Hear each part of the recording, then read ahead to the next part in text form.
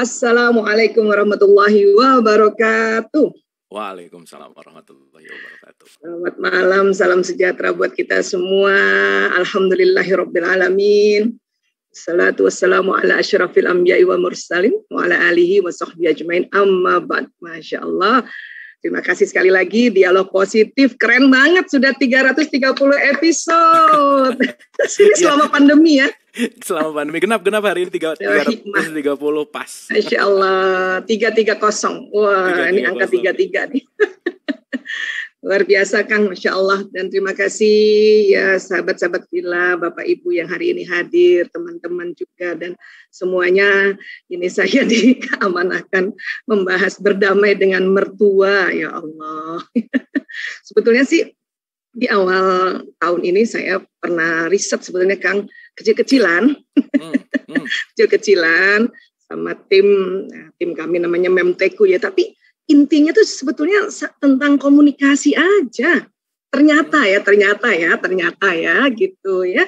Berbagai macam alasan mertua terhadap mantu terhadap mentua dan sebagainya ya. Tapi hari ini bisa jadi aku izin ya membahas tentang dari sisi sesuatu yang mungkin pernah ya dibahas dan atau belum pernah ya. Saya kurang tahu juga ya, tapi sekali lagi semakin kesini setelah semakin belajar tentang ilmu neuroscience, ilmu tubuh manusia itu makin pantesan.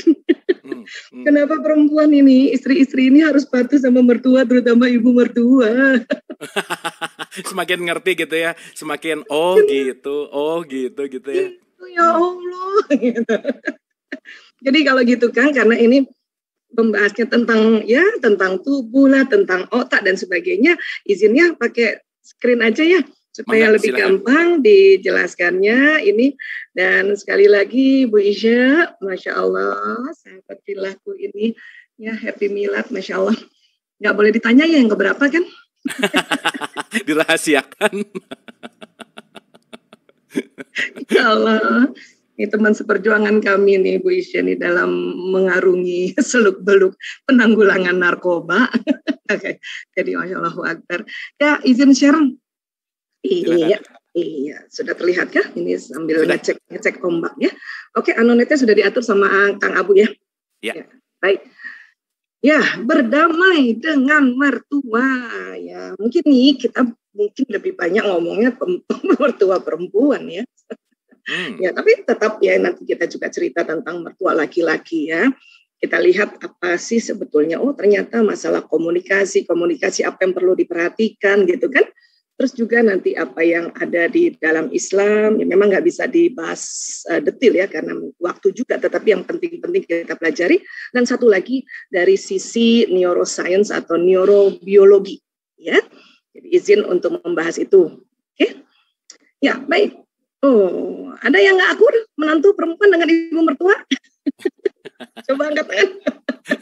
Raise hand ya. Raise hand, ayo. Ya Allah, saya pun dikit lagi, bentar lagi menjadi ibu mertua. Insya Allah doakan ya. Ya Allah, ya baik. Sebetulnya ya kita bicara dulu menantu perempuan dan ibu mertua ya. Mungkin klise ya, tapi perlu disinggung sedikit, dibahas sedikit ya. Ya. Rupanya dari riset ini ya antara mantu perempuan dan ibu mertua tuh ada persaingan rupanya. Jadi wanita paling utama di keluarga. Ada kayak gini, bawah sadar. Kemudian, ini yang paling sering tidak mengenal watak ya. Walaupun kita pernah di Dialog Positif belajar watak, nanti kita belajar sedikit saja mengulang, tapi kaitannya dengan mertua ya. Kemudian tidak mengenal cara pengungkapan bahasa kasih sayangnya. Ini juga kaitannya ya.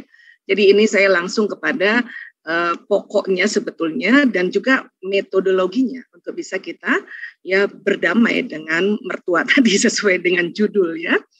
Dan tentu bisa jadi kita perempuan ini ya ada kondisi-kondisi dalam per 1 bulan 1 siklus menstruasi itu mau mens hari pertama sampai hari ketiga dan kelima itu memang agak-agak bawa perasaan. Kenapa? Karena hormon kita perempuan itu sedang menurun, Kang. Ya, di perempuan yang bikin happy itu bukan hanya dopamin, endorfin, serotonin, oksitosin. tetapi hormon perempuan kita namanya estrogen, progesteron. Nah, pada saat kita masih produktif, itu kan berkurang tuh, mens sama mens. Itu jadi moodnya tuh turun banget. Ya. Sama kalau mau menopause. Nah, menopause ini, usia-usia menopause ini 45 atau paling enggak 47 tahun ke atas sampai 52, 53, 55. Itu tuh lagi turun banget hormon. Sehingga apa? Sehingga di umur-umur itu kan kita mantu ya. Di umur-umur itu kita mantu gitu. Sehingga kebijaksanaan yang biasanya pada saat masih usia agak mudaan gitu ya, bisa kita lakukan. Tapi kemudian pas mau menopause, hormon sudah sangat menurun, ya bahkan habis di usia 60 tahun. Nah, inilah yang bikin ya ibu mertua jadi baper juga. Ya. Kemudian ya sama masih menantu perempuan dan ibu mertua ya. Jadi kalau alasan menantu perempuan cekcok dengan ibu mertua nih, biasanya nih dari riset ya, sang menantu bukan pasangan pilihan mertua, jadi bukan maunya mertua sebetulnya. Ini yang kadang-kadang ya jadi pencetus juga untuk cekcok ya. Kemudian ya, mertua tidak menyetujui pernikahan, ini biasanya gitu ya. Kadang-kadang gara-gara tanggal loh, karena ada hitungan-hitungan baiknya. Kayak gitu ya. Kemudian menantu gagal menyesuaikan diri di rumah mertua. Ini yang pada si anak ya, ini yang ini ya. Kemudian kematangan pengelolaan emosi keduanya rendah ya. Memang perlu belajar manajemen emosi ya. Dan kompetisi saat keduanya hidup serumah. Nah, ini kalau serumah memang konfliknya jadi semakin tajam ya. Kemudian juga rebutan perhatian suami atau anak laki-laki. Ya, ini riset, banyak sekali riset dari beberapa riset juga hampir sama kayak gitu. Artinya apa? Artinya memang perlu sekali kita belajar terus. Ya mantu ya belajar, mertua ya belajar. Itu aja kuncinya gitu. Saya juga gitu tuh waktu mau terima calon anak mantu, ada syarat yang ya mau belajar ya nak ya. Mau selalu ikut kajian ya nak ya. Setelah menikah dan seterusnya, ya Bu, oke. Itu poin pertama. Ya, karena ini semua harus ya dijembatani dengan ilmu pengetahuan atau ya kita ya belajar, mengaji dan mengkaji. Ya. Kemudian ada masalah dengan ibu mertua, ya. Nah, ini biasanya memang sebisanya curhat pada suami. Atau kadang kalau sama suami jadinya tambah runyam harus pada orang yang terpercaya. Ya. Atau sekalian sama tenaga konseling, ya. Mending gitu. Ya. Kemudian tidak membandingkan dengan mertua teman. Ya. Karena tiap mertua punya watak masing-masing. Ini yang kadang-kadang kita jadinya suka pengharapannya terlalu tinggi. Ya. Nah ini. Kemudian tidak melebeli ibu mertua dengan sesuatu yang menyebalkan dan menyakitkan. Dikasih julukan.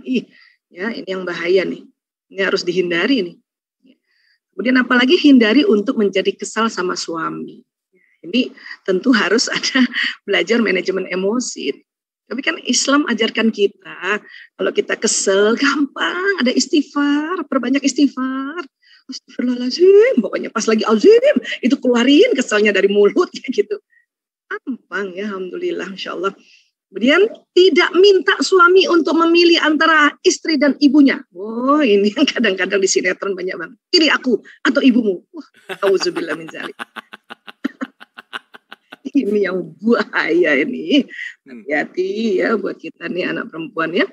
Kemudian lihat sisi positif mertua dan bukan pakai standar menantu. Ya, karena nanti kita belajar watak sedikit lagi ya. Kemudian ya, sikap suami ya jelas ya. Ini juga sepertinya sih ya udah tahu sih gitu kan. Bagaimana suami bersikap udah tahu sih sebetulnya ya, menenangkan istri. Ini kayaknya klise ya, tapi ini beneran. Dan kemudian hindari untuk memarahi istri. Ya, para ayah atau para suami nih yang jadi suami. Kemudian apalagi dengarkan curhatan istri. Kenapa? Perempuan ini kalau ada masalah, masalahnya itu berputar-putar di otaknya sampai dia ngomong, udah beres. Tolong para suami dengarkan. Jadi perempuan ini harus ngomong. Karena kita ini jumlah ngomong kita itu, lokasi bicara di perempuan itu di otak kiri dan kanan. Laki-laki itu cuma di kiri. Ini yang saya suka ngomong, bilang bahwa perempuan itu sekitar 20.000 kata itu per hari, laki-laki 7.000. Maka kalau dia ada masalah, memori masalah itu goyang di kepalanya itu kayak listrik. Nguang. Setelah ngomong, udah beres. Dan nggak minta solusi. Nggak minta solusi perempuan ini. Oh gitu ya. Jadi penting hanya memvalidasi. Ya mama memang gitu watak bawaannya. Wajar kamu kesel. Kamu lagi capek ya. Kamu kesel. Cuman gitu doang perempuan, Mbak. Ya. Cuman walaupun nanti udah tenang nih. Oke udah tenang. Nggak perlu solusi. Tapi 3 bulan lagi diomongin lagi oleh ibu-ibu, oleh perempuan. Makanya dibilang perempuan ahli sejarah itu karena ada pada saat sudah tenang 3 bulan, ada tercetus sedikit itu listrik di otaknya tentang memori yang masalah ini, terutama yang tentang mertua, goyang lagi di kepalanya, ngubeng, sampai dia ngomong lagi baru beres lagi. Jadi kalau saya biasanya gitu sama suami ya, ayah aku cuma ngomong doang ya. Kata suami, bukannya udah dibahas 3 bulan yang lalu? Iya, ini aku ngomong doang. Soalnya memorinya nyala di otakku. Daripada aku nggak ngomong. Ya, ini muter-muter di otak. Tapi saya langsung, oke. Kamu perempuan banget. Iya, aku perempuan banget. Harus gitu. Akhirnya udah ngomong, udah enak. Kalau tahu enak gitu ya. Dulu sebelum tahu, repot. Ya, saya nggak ngerti tentang diri saya. Suami merasa, ini kok diulang-ulang sih, bahas-bahas ulang sih. Ya, manjang-manjangin masalah aja kan gitu ya bapak-bapak ya. Karena laki-laki kan kalau sekali udah dibicarakan udah beres. Kita bicara hal yang lain lagi kan gitu. Perempuan nggak gitu. Makanya WHO itu bikin campaign untuk perempuan agar tidak depresi. Itu apa kampanyenya? Let's talk. Ayo ngomong. Itulah disiapkan tenaga-tenaga ahli itu untuk mendampingi perempuan sebetulnya. Ya, jadi ini aja dan validasi aja emosinya. Kamu capek ya, kamu kesel ya. Udah gitu doang sebetulnya. Ya, nah ini kan gampang sebetulnya. Kemudian ya, ayo kita nih mantu perempuan ya minimalkan konflik dengan ibu mertua dengan cara itu tadi. Cari tahu ya gimana sosok ibu mertua. Memang bagusnya kan dilakukan sebelum menikah. Mungkin sudah kenal ya, tapi waktu itu kan belum lagi kita belajar. Itulah pentingnya ya sebuah training pranikah gitu ya Kang. Insya Allah dialog positif buat ya. Dan nggak bisa 3 hari loh. Nggak bisa 3 hari loh, 3 bulan. Itu loh, kan akan dibahasnya panjang gitu ya. Nah ini penting sekali. Kemudian apalagi sadari yang lebih muda harus lebih beradaptasi. Ini harus nih pakem-pakemnya dipegang nih. Oke? Dan berikan kesempatan ibu mertua berquality time bersama anak lelakinya. Karena nanti kita lihat betapa memang secara neurobiologi ya itu sangat erat antara ibu dan anak laki-laki. Ya. Kemudian ya yang kita perlu ikhtiar lagi adalah memahami watak. Ya, watak. Sekarang watak gampang ya. Ilmu watak tuh gampang banget. Terus tes watak juga gampang banget. Nanti kita belajar sedikit ya yang 4 pembagian watak ya, dialog positif waktu itu sudah. Kalau nanti teman-teman mau lebih jelas lagi silakan searching YouTube-nya dialog positif yang bahas tentang watak. Nampaknya tahun lalu itu ya. Iya. Iya. Namun di sini saya bahas sedikit ya. Jadi ya watak menantu ini kan ya belum tentu sama dengan watak ibu mertua kita. Belum tentu sama juga dengan watak ayah mertua gitu. Ya. Namun kalau membahas watak gampang, kita akan belajar watak 4 dasar dulu. Ada orang yang dikategorikan plekmatis. Ini pembagian yang paling gampang ya Kang ya. Dari psikologi kepribadian. Jadi plekmatis ini yang hasratnya damai. Kalau ada ibu mertua kita atau diri kita kah atau suami kah atau siapapun yang orangnya selalu damai dengan ciri khas terserah, itulah watak ini. Karakteristiknya pengamat. Ya, ada yang ibu mertua begini. Saya termasuk ini insya Allah jadi ibu mertua yang plekmatis. Nah, ada yang mantunya begini, ada yang bapak mertuanya begini, ada yang suaminya begini. Ya, nanti kita lihat sebetulnya apa sih kuncinya orang plekmatis. Orang flegmatis di otaknya selalu bertanya bagaimana. Bagaimana, nak gimana caranya ini ya, nak ya ibu mau pesen ya di ini bukan di endorse ya, di Tokopedia misalnya gitu ya. Saya ibu bertanya kayak gitu tuh. Ibu mau beli baju, nak gimana ajarin lah. Ini bu, masa gitu aja nggak bisa bu? Jangan dikasih gitu, waduh, itu sedih banget orang flegmatis digitukan. Ya. Kemudian ada lagi yang watak namanya melankolis, hasratnya sempurna, ciri khasnya pemikir. Ini gampang mau tahu mertua kita kah atau diri kita kah atau siapa pun watak melankolis. Pokoknya dia rapi aja deh, sempurna aja. Ya, lihat aja cara dia berpakaian, cara bikin alis misalnya, atau cara dia pencet odol dan sebagainya. Ya. Dan keinginannya apa? Sempurna. Yang punya ibu mertua melankolis, kalau kita lihat nata mejanya sempurna, ya belajarlah sempurna gitu. Ya, lihat aja gitu, atau minta ajarin. Ibu sempurna banget, aku mau belajar dong. Wih, ibu mertua yang wataknya melankolis, kita bilang ibu sempurna banget, ibu rapi banget, ya mantunya mau belajar, masya Allah, itu akan diajarin, ya. Dan orang melankolis ini selalu bertanya mengapa, kenapa nak, kenapa? Ya jawabnya karena gitu, ya. Ini kunci-kunci apa yang ada di otak orang melankolis. Atau yang kebalikannya, mantunya yang melankolis, yang mau sempurna. Ya. Kemudian ada lagi, ya, watak yang disebut koleris. Ini memang hasrat ngatur nih. Dan dia pelaku. Dia pekerja banget ini. Nah, ini yang kadang-kadang ini kalau ya punya ibu mertua yang watak koleris, kalau nggak belajar watak, ini biasanya mantu merasa, kok dia ngatur-ngatur gue sih? Nah, ini dia nih. Ini dia ini ya. Tapi jangan salah, ya punya orang tua, punya mertua yang koleris ini, keren ya. Ya, dia kuat kerja karena pelaku. Kalau ini kan pemikir, ini pengamat. Memang di otak orang koleris, baik mertua perempuan kah, mertua laki, mantu kah, istri, suami, anak, siapapun itu koleris, bertanyanya apa? Ya, apa tujuannya? Apa maksudnya? Apa tujuannya kamu? Misalnya ya, saya waktu itu punya mertua koleris. Dia tanya saya, ya waktu anak saya, zaman dulu nih ya Kang ya, waktu anak-anak ngompol mungkin di kasur, kemudian kasurnya saya kasih air panas, terus saya pakaikan koran gitu. Ya. Nah, kan watak itu setiap orang dua ya. Bapak mertua saya koleris melankolis. Dia tanya, kenapa pakai koran? Kenapa pakai koran? Ya Pak, karena itu paling cocok tuh kalau udah kenapa karena ya koran menyerap. Gitu. Apa tujuannya dikasih air panas? Untuk menghilangkan bau dan warnanya Pak. Itu. Jadi udah siap-siap aja kita. Apa, kenapa? Karena apa nih jawab tujuan. Nggak usah jawab bagaimana caranya. Kalau bagaimana kan itu watak yang flegmatis. Kita kadang ditanya apa dan kenapa, jawabnya bagaimana. Menjawab cara-cara.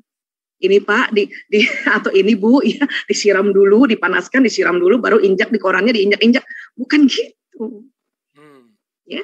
Dan terkadang memang mertua kita kan ada keinginan juga untuk ngetes kita sesuai wataknya. Gitu. Kalau mertua kita ada flegmatisnya, dia akan tanya gimana caranya itu. Nah, jawablah bagaimana, how to-nya. Gitu. Ini penting. Ada lagi satu watak namanya sanguinis, hasratnya gembira, pembicara. Kalau punya ibu mertua yang sanguinis, hasrat gembira gini ya. Oh, ini asik nih, kenapa? Ajak aja ngobrol. Karena dia pembicara.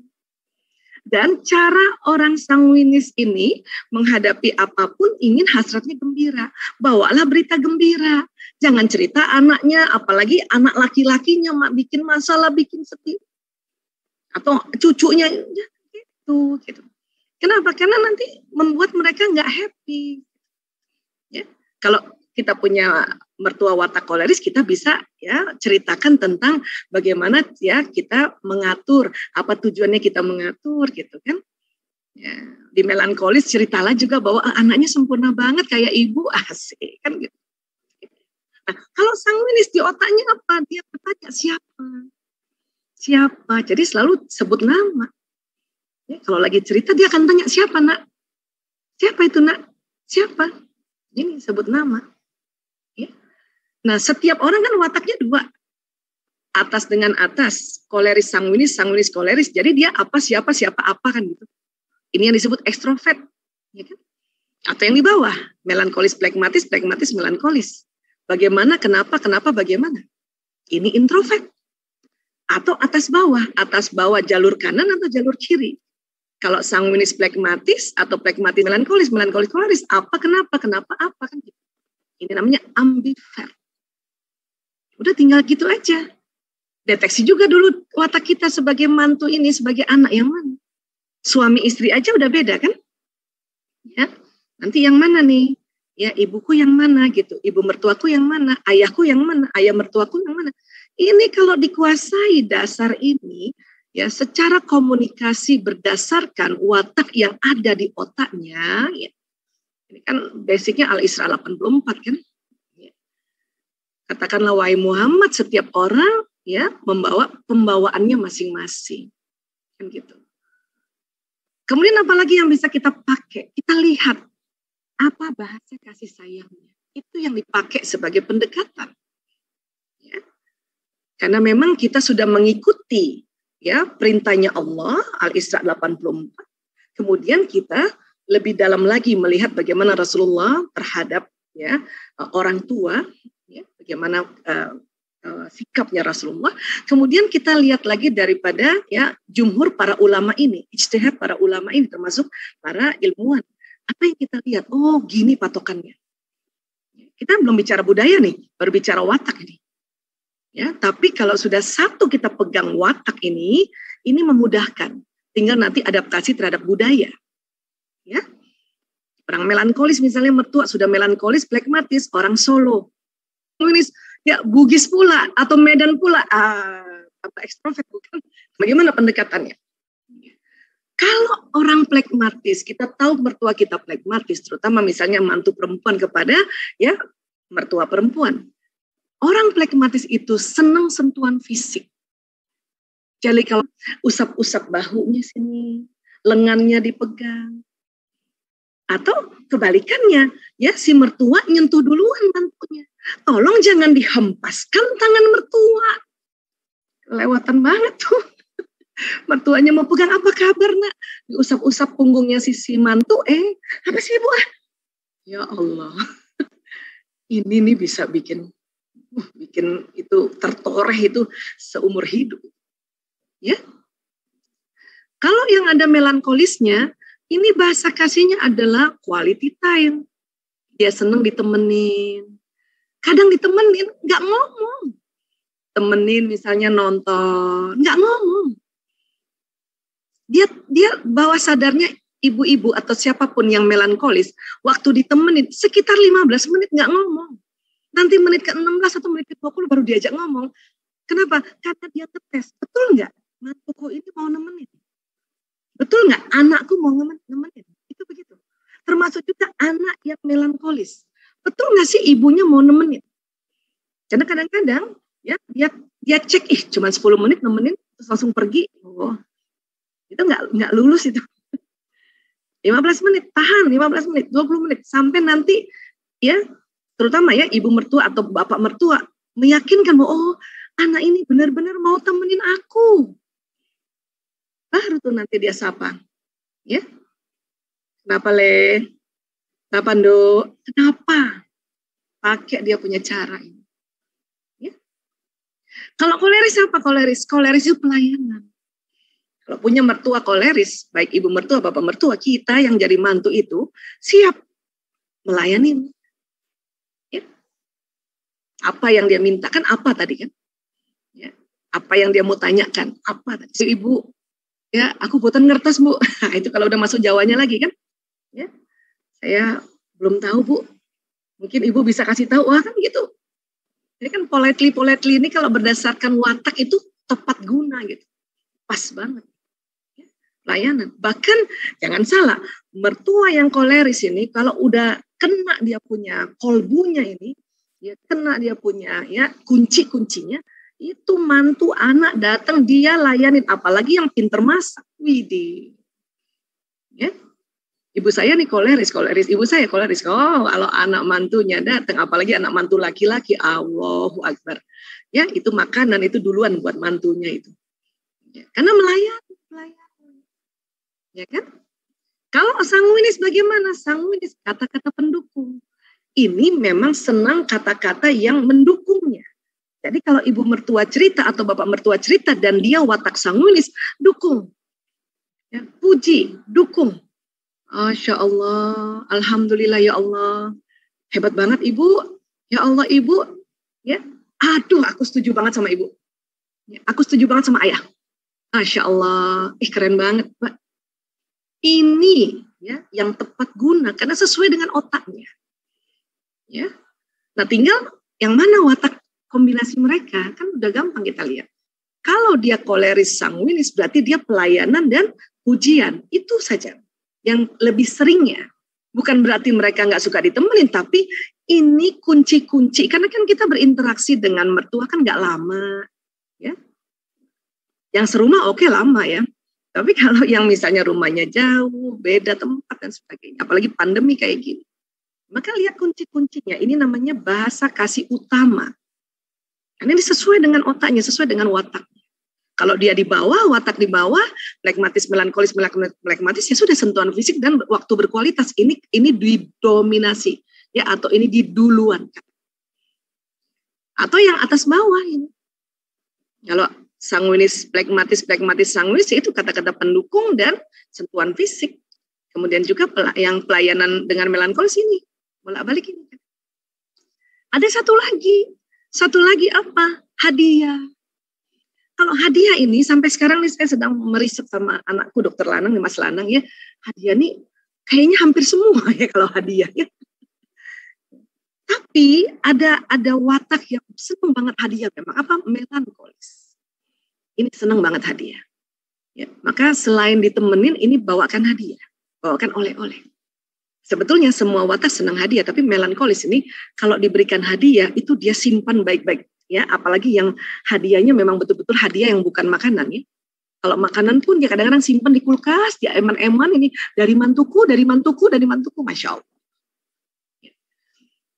Ini kalau kita tahu ya, konsep watak, konsep hasrat, kita tahu konsep hasrat, konsep dari dia punya karakteristik, konsep dia cara berpikir di otaknya, dan ya bahasa kasihnya. Ini alhamdulillah nih. Ini insya Allah ini akan terjadi interaksi yang luar biasa antara kandung, bapak, ibu, mertua, dan sebagainya. Ini yang kalau saya sih waktu itu pegangannya ya setelah, karena ini basicnya tadi Al-Isra 84, jelas bahwa kita seperti ini itu juga artinya ya kita melakukan ibadah. Karena sudah jelas memang setiap orang sesuai pembawaannya masing-masing. Ya, kita tinggal dalamkan dengan temuan-temuan sunnatullah ini. Tentu oleh para ilmuwan ya. Karena apa? Karena mereka yang punya cara, punya metodologi, punya alat, dan punya biaya memang untuk merisetnya. Kita tinggal belajar, oh kayak gini tuh, oh kayak gini. Oke, nah ini kalau konsep yang watak dan bahasa kasih dan apa yang ada di otaknya, ya Kang. Kemudian, ya, menghormati mertua memang sama dengan orang tua sendiri, namun mereka tetap beda. Ya, kalau orang bilang, ya saya samakan orang tua saya dengan mertua saya.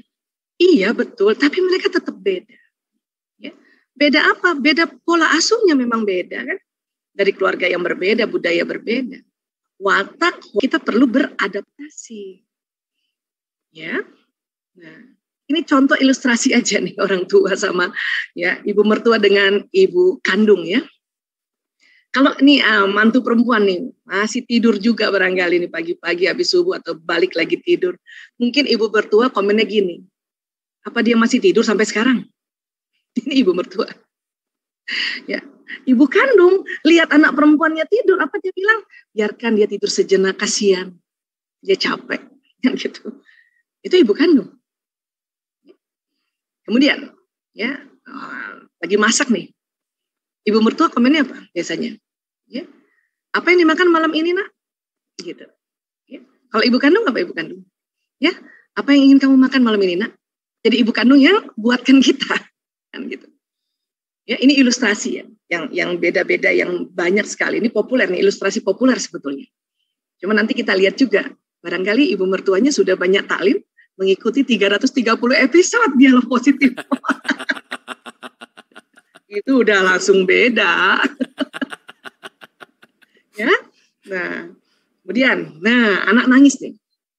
Ibu mertua komennya apa coba? Coba apa kira-kira? Kenapa anakmu nangis? Gitu kan? Apalagi kalau ibu mertuanya udah capek banget ya, diurus yang benar dong. Apalagi kalau tinggalnya bareng. Kalau ibu kamu gimana? Ya? Kenapa anakmu nangis? Ya? Mari sini, berikan ke ibu. Dan kita yang anak perempuannya suruh istirahat. Ya. Ini yang terjadi kan sebetulnya. Ya kan? Ya, saya juga begitu dulu. Dan itu lumrah banget. Ya. Kemudian apa lagi? Ya. Oh, lagi bebenah. Apa komen ibu mertua? Ya. Berapa lama selesai bebenahmu ini? Gitu ya. Komen ibu kandung gimana? Mari sini, apa yang bisa ibu bantu kerjakan? Kalau ibu kandung gitu. Ya. Ini yang lumrah. Belum ini yang biasa. Belum yang luar biasa. Yang luar biasa itu yang rajin ngaji. Ya, iya. Nah, jadi kalau yang rajin ngaji, maka kita akan lihat ada 9 tanda kamu punya hubungan baik dengan mertua atau antara ibu mertua dengan mantu perempuan ini baik. Ada 9 tandanya. 1, ibu mertua kita yang malah mengerti siapa dirimu. Keren. Karena ibu mertuanya yang ngaji lebih banyak dibanding mantunya. Mantap ini. Lebih sering datang ke dialog positif atau taklim yang lain. Masya Allah. Dia lebih ngerti. Ya. Kemudian dia tidak pernah membandingkan kamu dengan anak perempuannya, menantu lain dan siapapun. Kalau ibu mertua kita nggak pernah lagi kayak gini dong kamu, kayak gini dong, atau dia ceritakan, si ini lebih, itu berarti ibu mertua itu, Masya Allah, keren banget ibu mertua. Ini cirinya nih. Ya. Terus apa lagi?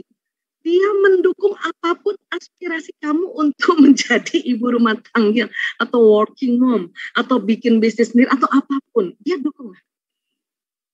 Ya, ibu, aku memang lulusan S2 tapi aku menetapkan untuk menjadi ibu rumah tangga. Misalnya gitu. Ibu, aku mau bisnis, ibu. Oke, Nak. Kamu yang lebih tahu. Wah, ibu mertua kayak gitu gue cari. Alhamdulillah dapat, alhamdulillah. Senang ya. Nah, terus dia rutin menghubungi kamu khususnya kalau kamu tinggal di kota yang berbeda.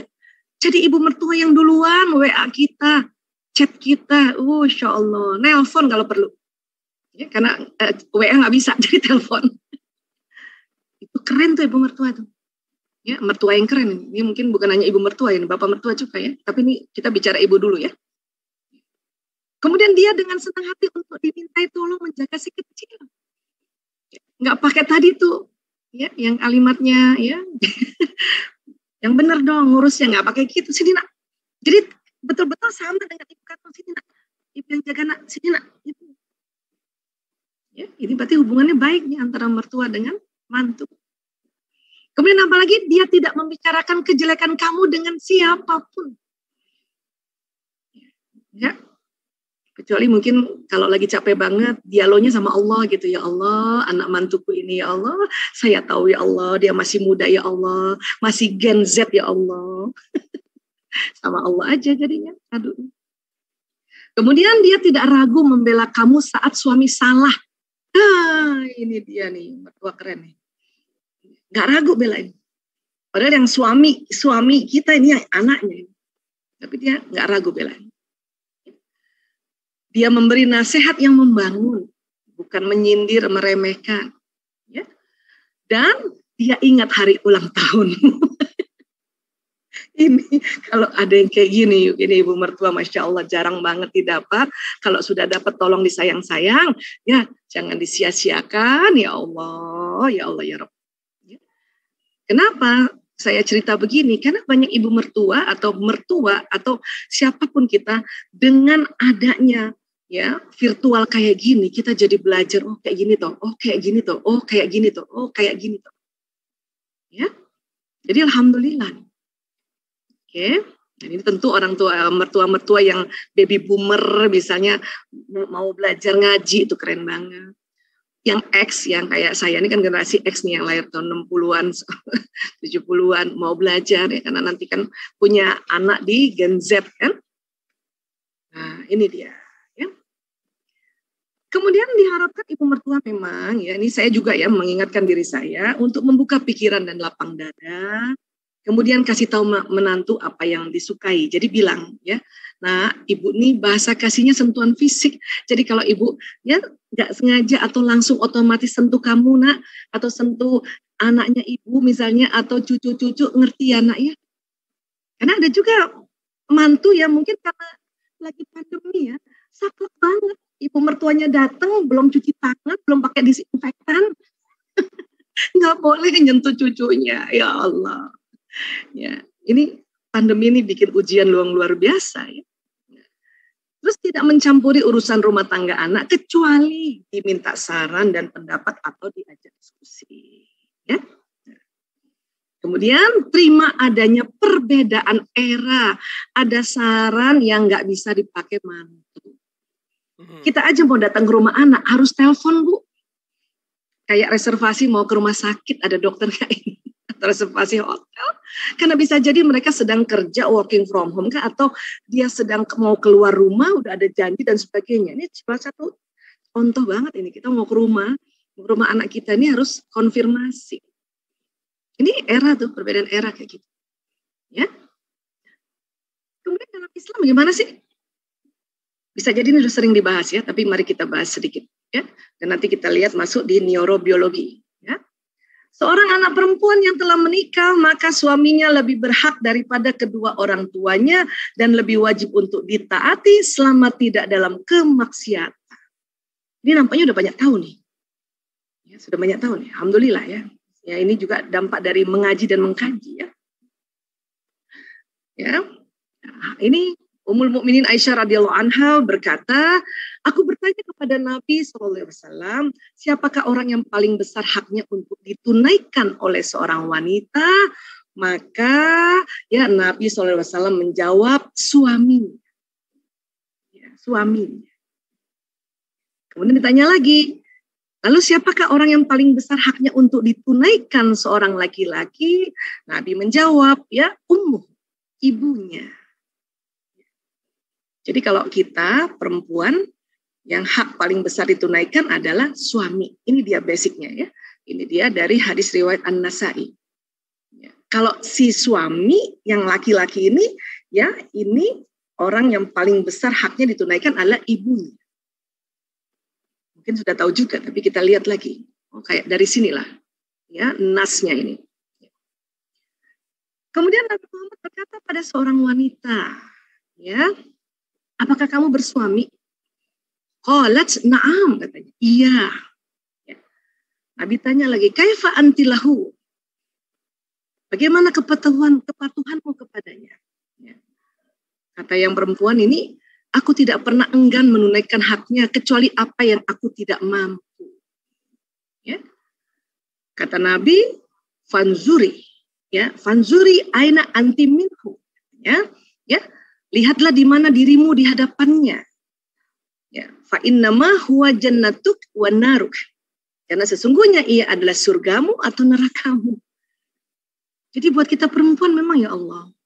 Ya, sama-sama malam ini kita ingat, saya juga mengingatkan diri saya sendiri memang ya suami ini benar-benar haknya itu dipenuhi oleh seorang perempuan. Karena kata Nabi ini ya, kamu lihat lagi di mana dirimu di hadapannya tuh, kepatuhanmu, karena itu nanti dia surgamu atau nerakamu kan. Ya. Kemudian ini ya, ini hadis yang sangat populer ya dari Abu Hurairah, beliau berkata datang kepada Rasulullah seorang laki-laki, kemudian berkata, wahai Rasulullah, siapakah orang yang paling berhak atas perawatanku? Ya, ini jawabnya Nabi, ibumu.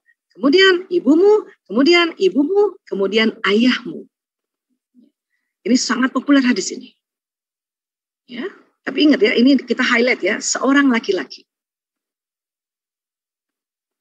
Dari Mikdam bin Mu'adi Karibah, dari Nabi SAW, beliau bersabda, sesungguhnya Allah mewasiatkan ibu kalian kepada kalian semua, kemudian ayah kalian, kemudian kerabat terdekat. Dan ini masih juga kaitannya kepada laki-laki bicaranya Rasulullah SAW. Sehingga para ulama ya mentafsirkan hadis ini, ya, salah satunya adalah Imam Nawawi ya, dalam kitabnya ini. Silakan kalau mau lebih dalam, lihat di halaman 137. Imam Nawawi berkata, disunnahkan mendahulukan ibu dalam kebaikan, kemudian ayah, kemudian anak-anaknya, kemudian kakek, kemudian nenek, kemudian saudara laki-laki, kemudian saudara perempuan, kemudian mahram. Nah, ini istri ini baru di sini urutannya nih. Nanti kita lihat ya, kita urutkan dari 1, 2, 3, 4 ya. Kemudian paman dari ayah, bibi dari ayah, saudara laki-laki dari ibu, jadi paman dari ibu, saudara perempuan dari ibu, ya, bule atau tante, bibi dari ibu, dan didahulukan seseorang yang dekat kemudian yang paling dekat. Ya. Kemudian berikutnya, kemudian mendahulukan seseorang yang memiliki hubungan dengan keduanya dari yang memiliki hubungan dengan salah seorang dari keduanya saja. Kemudian yang masih saudara seperti sepupu laki-laki dan perempuan, dan anak laki-laki paman dan bibi dari ibu dan ayah, ini ponakan ya. Kemudian mertua, ini untuk laki-laki. Kemudian tetangga dan mendahulukan tetangga yang dekat dari yang jauh.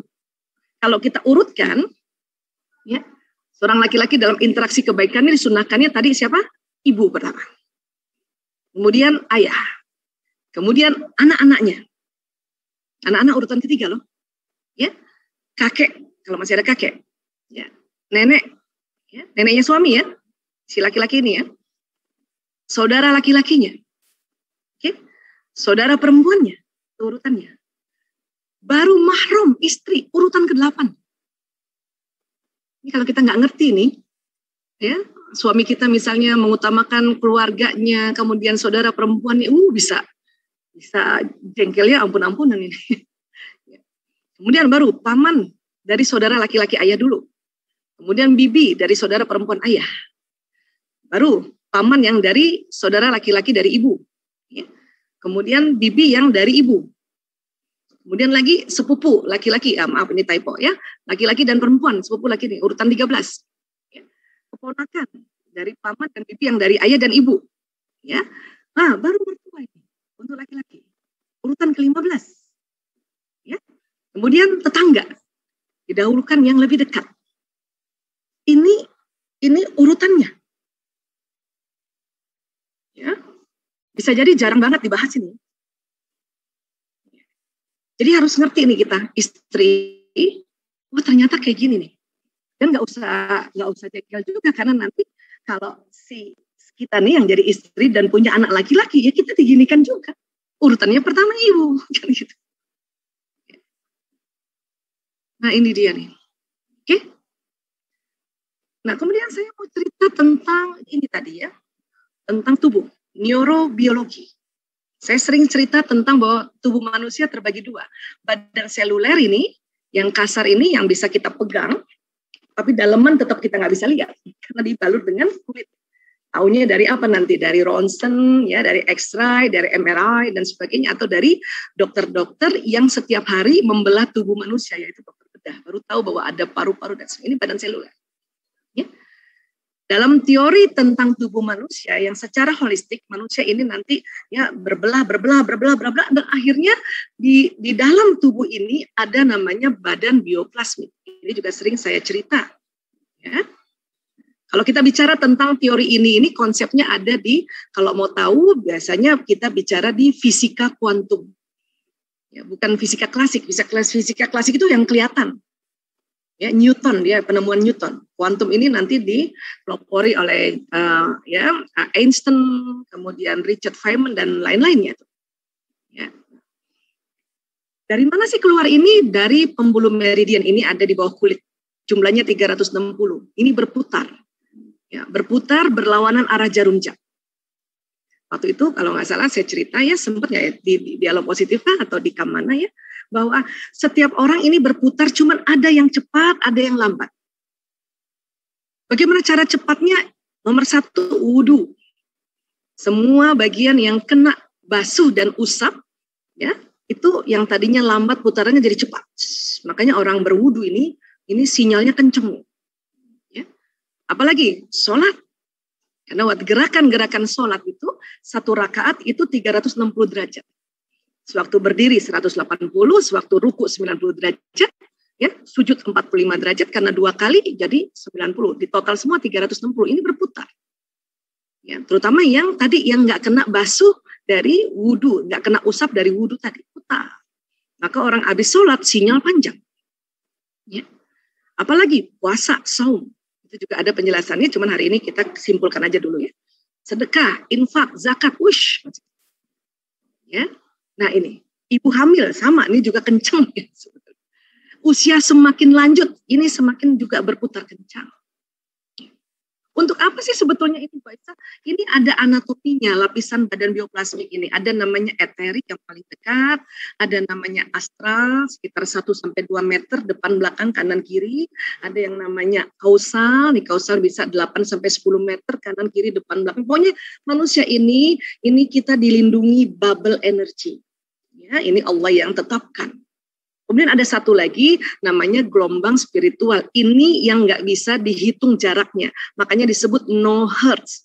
Nah, gelombang spiritual inilah yang keluar pada saat kita berdoa, berniat, dan berprasangka. Ini yang membroadcast, kalau bahasa anak sekarang ya, di-broadcast sinyal ini. Bu Aisyah mau cerita apa sih? Saya mau cerita bahwa sinyal ini itu sebetulnya ya, pada saat kita doa ini, gelombangnya yang paling kencang ya pada saat doa, spiritualnya panjang sekali nih, gelombang spiritualnya. Bisa tembus dinding, tembus jarak, tembus ruang, tembus waktu, tembus alam. Ini dia sinyal ini. Jadi kalau kita misalnya berdoa ya, atau menaburkan cinta gitu, ini terbroadcast nih. Sekeliling terasa cinta. Bahkan mungkin nggak hanya satu rumah. Kita bisa tembus ini karena memang ini bisa tembus ini, ya. Dan uniknya gelombang ini disebut gelombang elektromagnetik, dia bisa menarik magnet, dia bisa menarik magnet, apalagi yang bagian dada. Kenapa? Karena di dalam dada ini ada jantung, ada kolbu yang penuh dengan darah, dan di dalam darah itu ada unsur besi, Fe, ya, zat besi. Besi yang ada di pembuluh darah itu nggak pernah berhenti, jalan terus ke seluruh tubuh, jalan terus membawa nutrisi, membawa vitamin, mineral, cairan, oksigen. Dan kalau nanti pembuluh darah balik membawa karbon dioksida dan sebagainya, nah itu namanya ya berpolarisasi zat besi tadi. Nah zat besi yang berpolarisasi dalam tubuh yang lancar, dia membentuk magnet. Untuk apa nih Bu Aisyah? Ya untuk narik apa? Ya, narik doa tadi, narik doa, narik niat, narik prasangka. Maka kalau kita tebarkan cinta, ini akan ditarik. Ya Pak, peristiwa yang tambah membuat kita ya penuh cinta lagi. Ini kita bicara magnet ini ya. Kemudian, yang saya mau cerita lagi, yang kaitannya dengan orang tua dan mertua ini adalah sinyal ini kan tadi keluarnya dari pembuluh meridian. Ya, ini tempat keluarnya. Diproduksi di sel tubuh, ya, dan seluruh tubuh ini selnya banyak sekali. Ya, nah, kemudian apa yang dia keluarkan, ya, gelombang. Terus apa yang nanti di broadcast, ya, kalimat niat, kalimat doa, kalimat prasangka, baik yang husnu maupun yang su'u. Oke, karena apa yang kita ucapkan itu jalan di badan kita. Kemudian didorong oleh gelombang ini ke orang-orang yang kita tuju. Nah, yang saya mau cerita adalah ya, bahwa sel tubuh manusia ini jumlahnya sekitar 60 triliun. 60 triliun nih satu tubuh ya. Itu 10.000 kali lebih banyak dari jumlah penduduk bumi. Ya.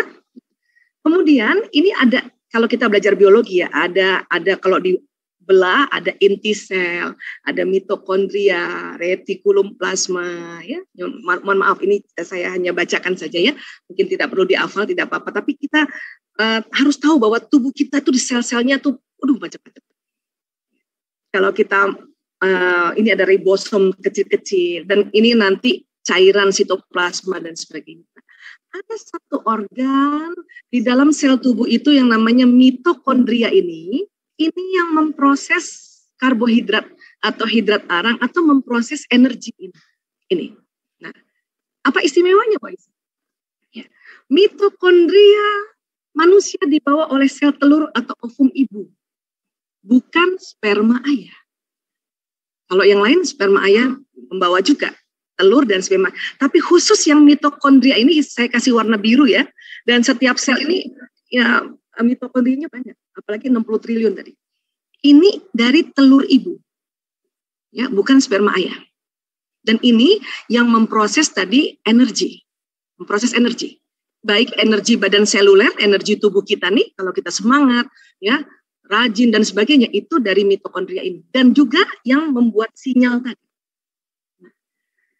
Jadi kalau telur ini, mohon izin ya, jadi pada saat kita sedang ya masa produktif, setiap 28 hari sekali atau 26 atau 30 kan keluar ya dari indung telur. Gantian, bulan ini kanan, bulan depan kiri, gitu terus. Kecuali yang memang berpotensi kembar, kan gitu. Ya, ini keluar nih telur.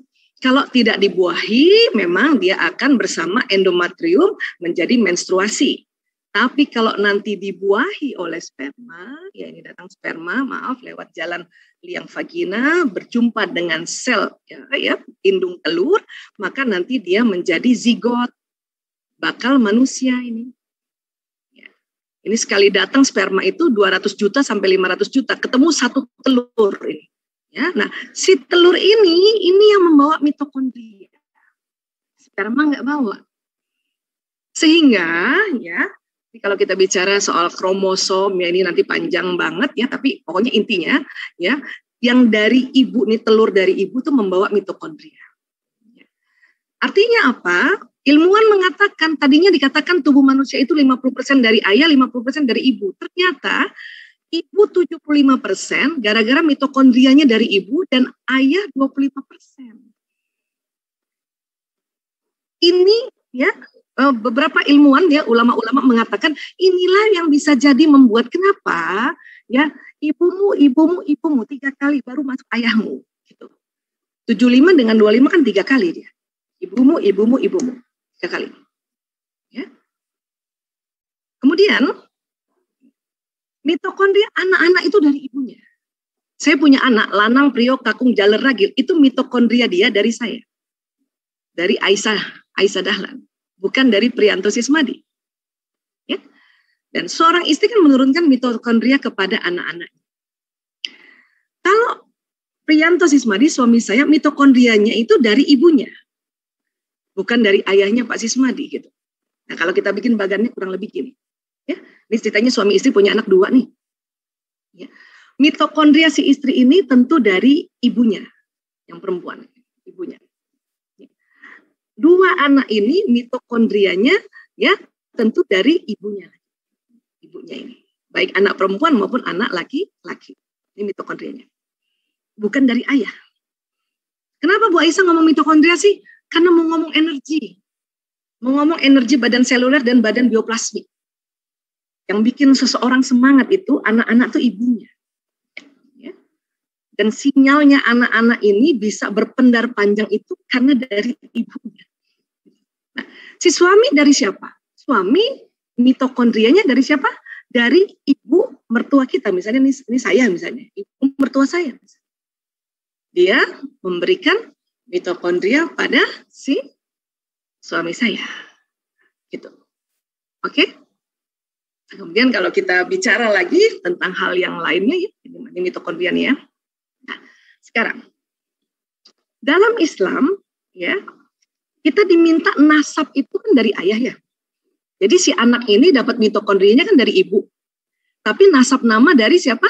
Dari ayahnya. Nih, saya Aisyah ini nasab nama saya Dahlan itu dari ayah saya. Aisyah binti Dahlan Husain, binti Dahlan. Anak-anak saya nih ya nasab namanya itu ya dari suami. Nah, suami kan nasab namanya dari ayahnya. Suami saya namanya Priyanto, bapaknya namanya Sismadi, Priyanto Sismadi.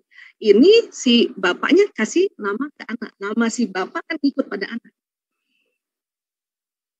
Di sini nama ayah saya sudah nggak bisa lagi dicantumkan di nama anak-anak saya. Tapi mitokondria anak-anak saya itu dari saya dan dari ibu saya. Dia masih akan menurun ke bawah. Mitokondria suami ini berhenti pada sampai suami. Tapi nasab nama dia masih lanjut. Kakek juga masih dapat ya memberikan nama ya, ada bin lagi. Nah, ini dia. Apa maknanya ini sih sebetulnya? Apa maknanya sebetulnya? Maknanya adalah ya, mengapa anak laki-laki atau suami ini dia harus ya menghormati atau memberikan kebaikan pada ibunya karena energi dia dari ibunya. Dari ibunya. Kalau nama dia masih terus berkembang nih.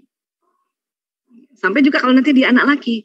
Tapi anak lakinya ini sudah nggak bawa lagi nanti mitokondria. Anak perempuan yang teruskan mitokondria. Oke. Orang tua, sinyal vibrasi anak dan ibu itu bagaikan satu provider. Ya. Sehingga sangat memudahkan koneksi dan sangat kuat koneksinya. Maknanya apa? Jadi kalau ibu mendoakan anak-anaknya itu power banget. Anak-anak baik anak laki dan anak perempuan mendoakan ibunya itu sangat power banget. Ini tektokannya kayak gitu. Kenapa saya bicara soal sinyal? Karena sekarang ini ya, di era digital kita ngomongnya sinyal. Kemana-mana aja nyari sinyal kita kan. Ada sinyal nggak? Ada sinyal nggak? Padahal tubuh kita ada sinyalnya itu. Ya. Artinya kalau ibu-ibu misalnya ada kesusahan terhadap anaknya, ibu tinggal doa aja, beres Bu. Karena doa ibu sama anak satu provider. Misalnya maaf ya ini bukan di endorse Kang. Ibunya ya XL, anaknya XL. Bapaknya belum tentu XL, bapaknya mungkin Telkomsel. Nah, tapi ya kalau suami istri ini kan sinyalnya gelombangnya selaras ini, jadinya selaras. Kenapa? Ada hubungan intim suami istri. Ya. Ini lihat ibu sama anak ya, baik sama anak perempuan sama anak laki. Kemudian mitokondria suami, ya ini anak laki-laki kan dari ibunya ya. Apa sih yang menjadi keutamaan Bu Aisyah? Jadi sinyal ini teman-teman ya Bapak Ibu, dia membawa sinyal ya, dan nanti akan diberikan kembali dari anaknya 3 kali. Atau misalnya anak memberikan sinyal dari ibu 3 kali. Artinya gini, kalau saya senang ya sama anak-anak saya 3 kali senang sama saya. Kalau saya kesel sama anak-anak saya 5 orang ini, maka anak-anak saya 3 kali kesel sama saya. Begitu juga sebaliknya. Kalau anak-anak saya kesel sama saya 3 kali kesel sama dia. Kalau anak-anak saya senang sama saya 3 kali senang sama dia. Tapi suami saya, Priyanto Sismadi ini, ya, itu kaitannya sama ibunya. Kalau ibu mertua saya senang, ya, maka suami saya 3 kali senang. Kalau ibu mertua saya kesal, suami saya bisa 3 kali kesal. Inilah mengapa kita ini mantu perempuan, ya, perlu tahu tentang hal ini juga.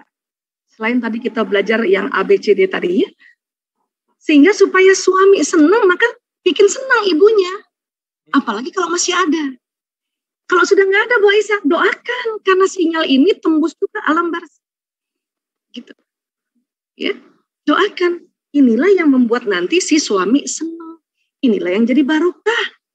Ya, baik secara tadi komunikasi kita melihat wataknya, ya, tapi secara sinyal juga ini akan membuat ya si ibu mertua ridho, suami juga ridho. Keren banget kita jadi istri dan jadi mantu perempuan. Ini dia. Ya. Nah tadi kalau suami istri kan ini gara-gara ada hubungan intim, mohon maaf ya. Satu XL, satu Telkomsel. Tapi karena sering berhubungan, maka di quick access itu nama kita. Gitu. Sama kayak gadget. Suami saya pakai Telkomsel, saya pakai XL. Tapi bolak-balik kan kita berdua telepon-teleponan, WA-WAan. Jadi di quick access itu nomornya dia. Gitu. Sama. Suami istri juga gitu. Dia akhirnya namanya bukan sama, tapi selaras. Dan tentu juga si istri akan selaras juga dengan ibu mertua. Si ayah juga nanti bisa selaras juga dengan anak-anak. Bisa juga selaras dengan nanti ya ibu mertuanya kan gitu. Tapi yang nomor satu adalah kenapa kita seorang perempuan dalam Islam ya disuruh menghormati suami dan kemudian ibunya suami, karena ridhonya ini loh dari sinyal ya, dari sinyal. Sehingga aminnya ibu mertua kita mengaminkan kita ya, mengaminkan suami itu dahsyat. Apalagi untuk anak-anaknya karena nasab nama itu dari si bapaknya walaupun sinyalnya juga dari ibu. Ini keseimbangan sebetulnya. Ya. Jadi ya sekarang kita belajar lagi tentang inti sel. Inti sel ini ya atau disebutnya ya kromosom, di dalam kromosom ini ada DNA, di dalamnya ada gen-gen ini, dan tiap inti sel tersimpan 3 miliar informasi genetik. Kita kalau baca ini belajar ini nggak bisa nanti ya. Nah, ini sedikit lagi ya Kang ya. Nah, kita diminta membangkitkan gen yang tidur ini ya, agar apa? Agar potensi diri kita itu makin maksimal. Potensi kita ini. Gimana caranya Bu Aisyah? Selama ini kita sudah lakukan. Satu, dengan berzikir. Berzikir itu nyala. Kita punya gen yang sedang tidur. Kemudian apa? Suasana emosi, pikiran, dan perasaan. Maka kalau kita selalu nih jadi istri atau jadi suami, kesel hanya gara-gara mertua, bapak ibu mertua, bapak ibu kandung, gitu terus, maka potensinya itu tidur terus nanti. Hati-hati. Ya. Kemudian makan minum secukupnya. Kalau berlebihan, potensi nggak nyala. Itu makanya kita ada konsep saum. Makan minum secukupnya nih. Dan ada latihan juga kita saum kan. Senin Kamis ya. Nah, ini supaya potensinya lah. Dan ternyata dari semua hikmah manusia ini, gen yang terukir paling dalam itu ternyata Kang adalah hidup untuk orang lain. Hidup untuk orang lain. Artinya apa? Artinya kalau kita mau nyala potensi kita ini, maka kita memang baktikan diri kita untuk orang lain. Ya, tentu tadi lewat urutan-urutan tadi. Sehingga seorang mantu gitu ya, berbakti sama ya suaminya, perempuan ya, pada ibu mertuanya, bapak mertuanya, keluarganya dan sebagainya, itu akan membangkitkan gen-gen kita, potensi-potensi kita menjadi sangat luar biasa. Terutama tadi magnet Kang. Magnet yang ada di kolbu itu nyala, magnet rezekinya. Ya, magnet rezekinya. Dan ingat suami magnet rezekinya itu memang di kolbunya ya, di jantungnya. Tapi sinyalnya itu dari ibunya loh. Walaupun si suami rajin kerja, tapi ibunya marah, ibunya nggak ridho, itu magnetnya nggak nyala. Sehingga akan menutup pintu-pintu keberuntungan. Ya di sini yang kita bicara tentang masalah hal-hal yang magnetik ya, kita bicara magnet, gelombang-gelombang. Ya, jadi sekali lagi seperti ini Kang, ya mudah-mudahan ini ya nanti kita perdalam lagi dengan diskusi ya. Kalau yang masih bingung ya nggak apa-apa ya. Ya, karena bukan apa-apa, ya jarang-jarang kita bicara hal ini, ya. Tapi Islam selalu ajarkan kita gini. Makin ke sini makin terbongkar gitu, Kang. Ya, iya baik. Saya stop share dulu, kita ngobrol-ngobrol dulu. Oke, luar biasa. Boleh tepuk tangan lu dong buat Dokter Aisyah, seru ya. Aku tuh ngedengerin Dokter Aisyah udah berulang-ulang setiap sesi, meskipun isinya sama, isinya mirip, isinya mirip-mirip gitu. Tapi selalu ada hal-hal baru dan selalu ada hal-hal yang jelek banget gitu. Dan malam hari ini banyak sekali hal yang mind blowing gitu. Hatur nuhun Bu Dokter, luar biasa pemaparannya. Terima kasih banyak. Oke teman-teman, mari kita sama-sama berdialog. Teman-teman yang di YouTube boleh pakai chatnya, yang di Instagram Live boleh pakai chatnya, yang di Zoom chat boleh, raise hand juga boleh. Oke, karena mungkin ini udah banyak yang chat dan udah banyak yang raise hand juga, jadi mungkin saya banyak sih yang pengen didiskusiin sama Bu Dokter, tapi nanti mudah-mudahan kita bisa Bu Dokter bisa hadir kembali. Kita langsung ke teman-teman dulu ya.